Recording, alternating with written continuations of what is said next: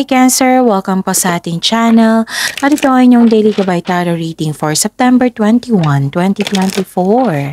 Please be reminded kung naka-resonate kayo, comment down. Kung hindi kayo naka-resonate, ibigay niyo po sa iba kasi channel reading po ito. This is for you Cancer ngayong September 21, 2024.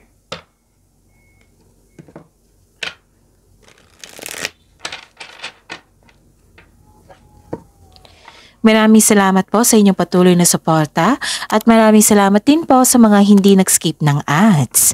Gamitin ang reading na ito bilang gabay lamang sa mga hindi pa nag-subscribe, subscribe na po kayo at click bell notification para malaman nyo na may bago tayong video.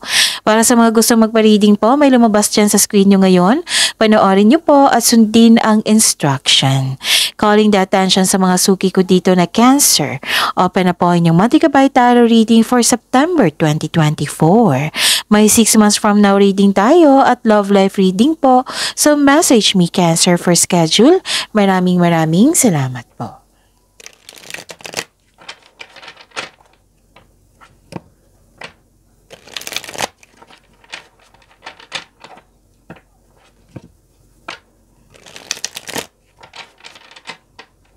Para po ito sa inyo Cancer ngayong September 21, 2024. Spirits Guide, mga ganap po para kay Cancer ngayong September 21, 2024. I need 3 cards po.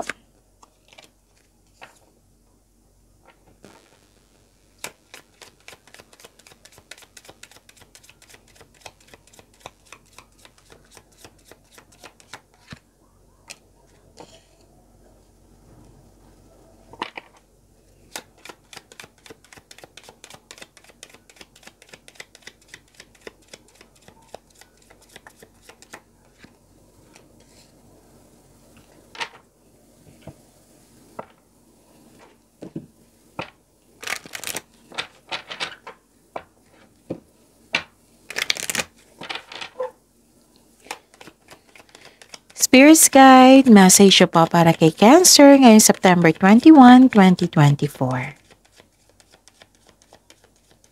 I need 2 cards po.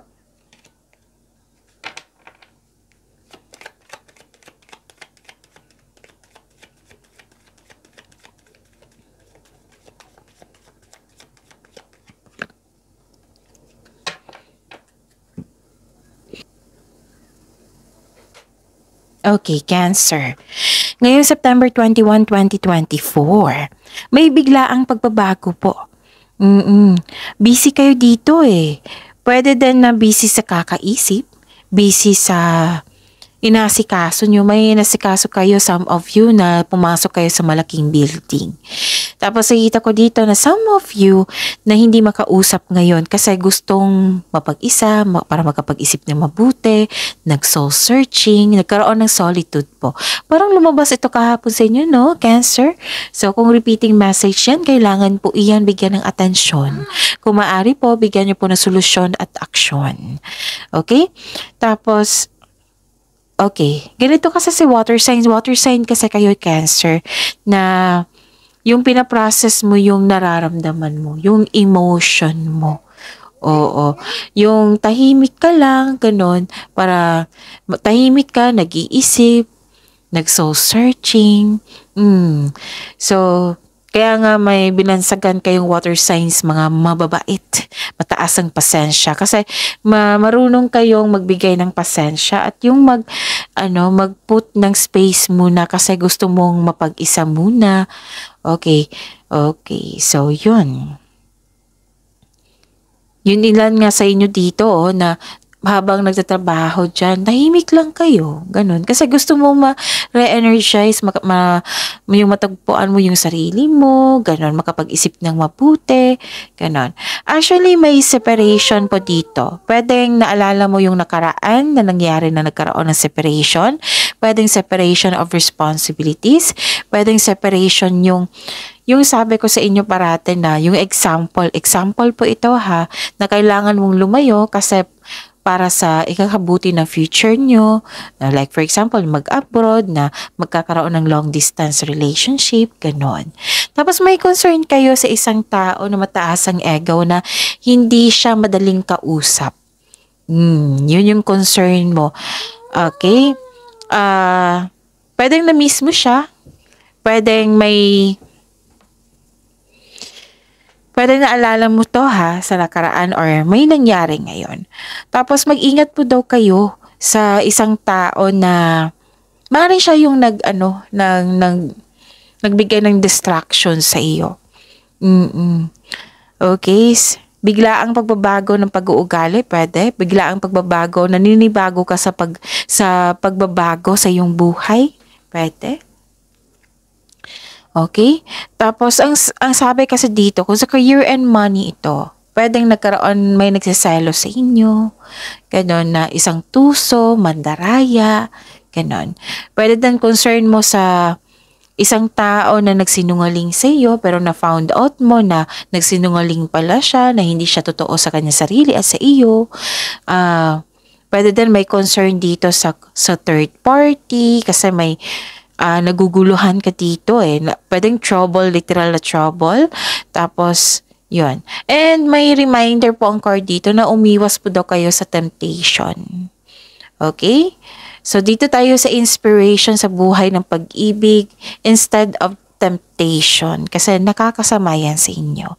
Yung temptation na yan. Tapos, nahihirapan kayong gumawa ng desisyon dito.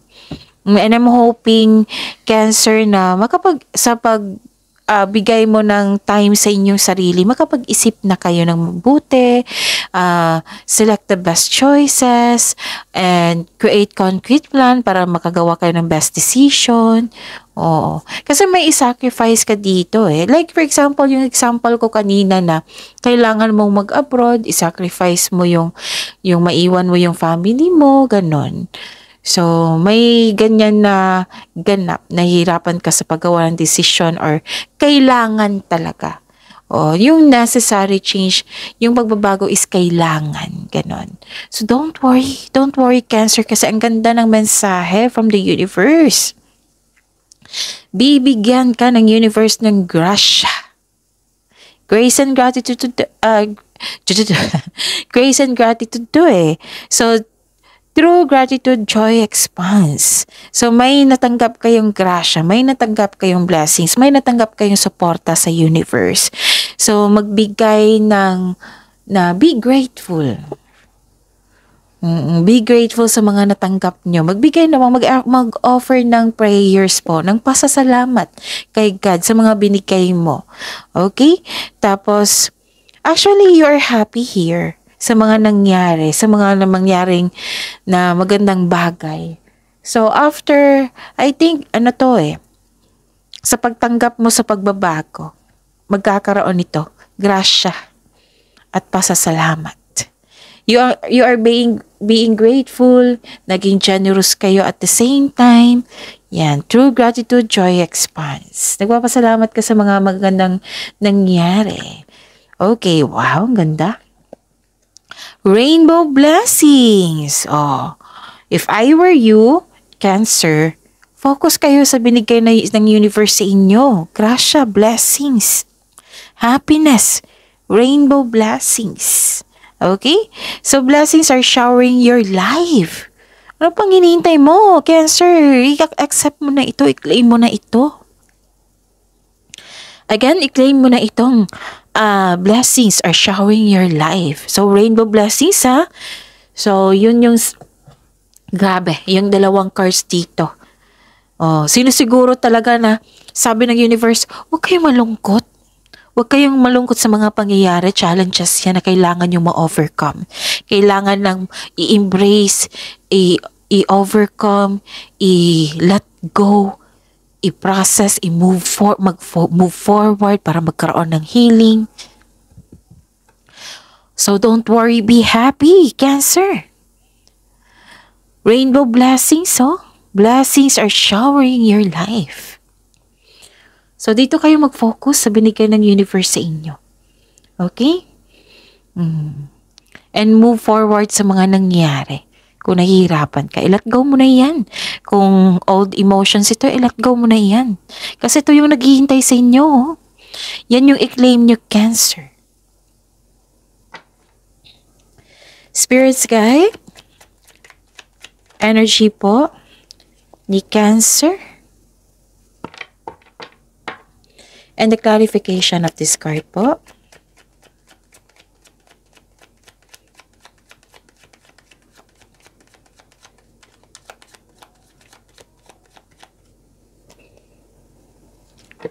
This is a daily reminder para hindi kayo maguluhan, malito, or makalimutan. Panoorin niyo po yung last 4 days kabay tarot reading niyo po. Like for example, napanood niyo ito ngayong September 21, 2024. Panoorin niyo po yung September 20, 19, 18, and 17. Kung may nakita or narinig kayong repeating message, kailangan niyo po iyan bigyan ng atensyon. Kung maaari po, bigyan niyo po ng solusyon at aksyon. Again, calling the attention sa mga suki ko dito na Cancer, open na po inyong monthly gabay tarot reading for September 2024.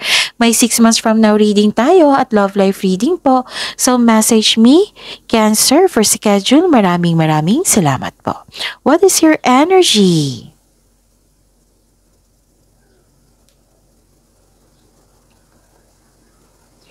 Okay. Nakikita ko dito, wow. So, ang ganda nito. Bakit? Nakikita ko dito nag-exercise ka sa patience mo. You're slowing down. Kaya nga nakikita ko dito yung solitude dito eh. Kasi gusto nyo mapag-isa pa para makapag-isip ng mabuti. Soul searching, ika nga. So, you're decided to exercise your patience na you are slowing down, hindi na kayo nagkakamali, hindi na kayo what I meant is, hindi na kayo nag-rush.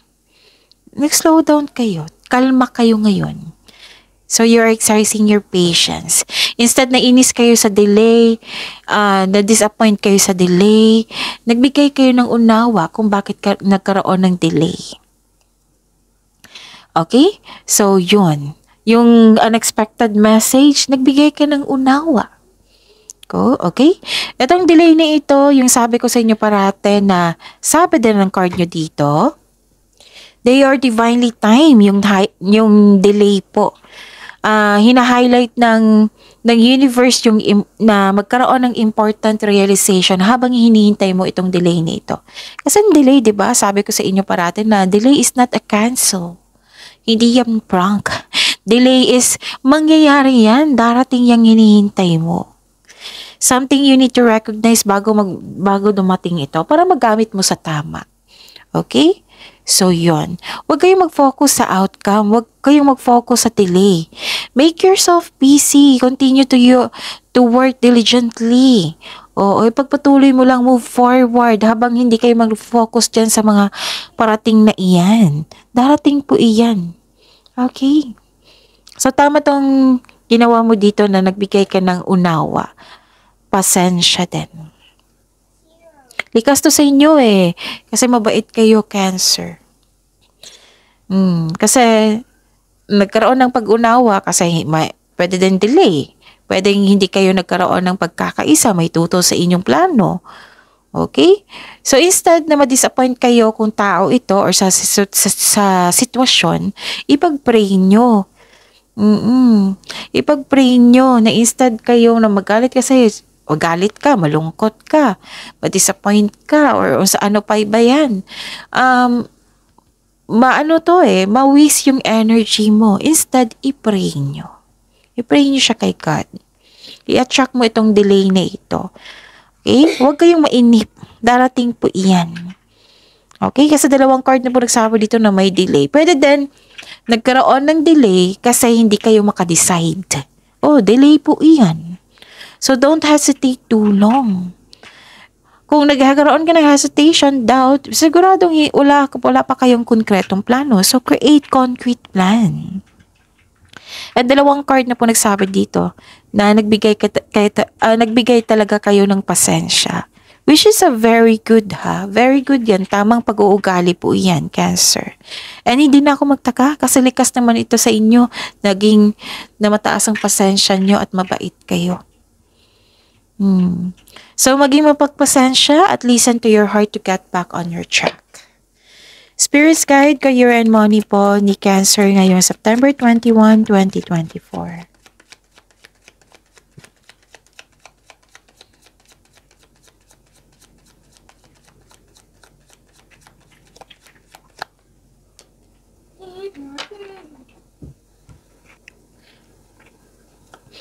And the clarification of this card po.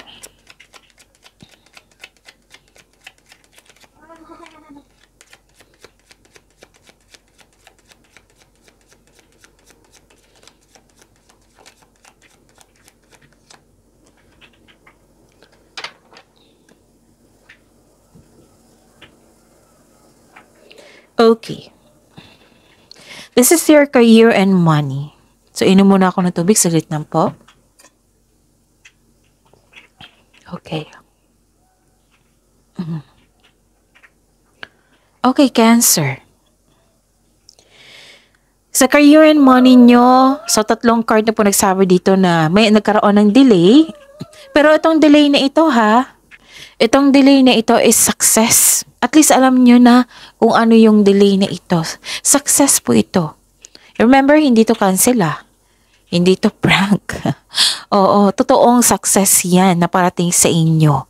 So, yun yung sabi ko dito na which is very good character development to personal development to sa inyo Cancer na nagpasya kayo na magbigay ng pasensya, ng mahabang pasensya. So, kailangan nyo mo talagang maghintay dito. May hinihintay ka, pwedeng pera, pwedeng about sa career mo, ganon. So, setback lang po. This is only temporary. Okay? The delay is all part of the process. So, stick sa inyong plano at continue to work diligently. You're almost there. Darating po ito. Huwag kayong mag-give up. Okay? Ano pa? Nakikita ko rin dito na so dumilim. Saglit lang po. Iayos ko yung kurtina. Okay. Okay na. Okay, Cancer. Ang ganda nito. This card tells you na may parating na job opportunity para sa inyong career and money, or new sources of income. Again, this is opportunity sa inyong career and money. Pwedeng job opportunity po ito or new sources of income. Na maaaring makainahan sa inyong kaperahan, sa inyong karera. Huwag mong palampasin po daw yung pagkakataon na ito. Okay? Yon. So, grab this opportunity kasi magbibigay ito sa iyo ng financial growth. Pwede din nag-enjoy ka sa current work mo o masaya ka sa iyong workplace at magaan kasama ang iyong mga katrabaho. Yon. Ang ilan sa inyo dito masaya So, dito kayo mag-focus sa na-enjoy mo yung mga gawain mo, yung may binigay na opportunity sa inyo, para sa inyong project, sa inyong trabaho dyan, pwede yung job opportunity, or may binigay sa inyo na new source of income. So, claim this, mga pangyayari na binigay sa inyo. Nagkaroon kasi ng pleasure. Okay? Pwede din may bagong kang kasama dyan sa trabaho. Kasi may nakita kong new friendship Yung nag-improve yung connection nyo sa kasamahan mo dyan. Okay? So, naging mabuti yung connection mo sa kapwa mo. Okay. So, yun. Spirit's Guide, Love Life, Self-Love, Partnership, and Romance ni Cancer ngayong September 21, 2024.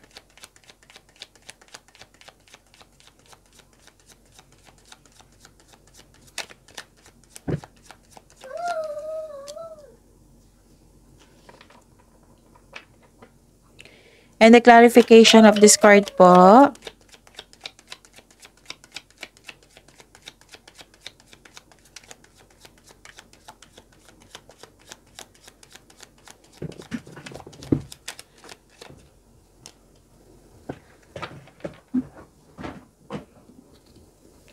Maraming salamat po sa patuloy na tiwala at suporta sa ating channel.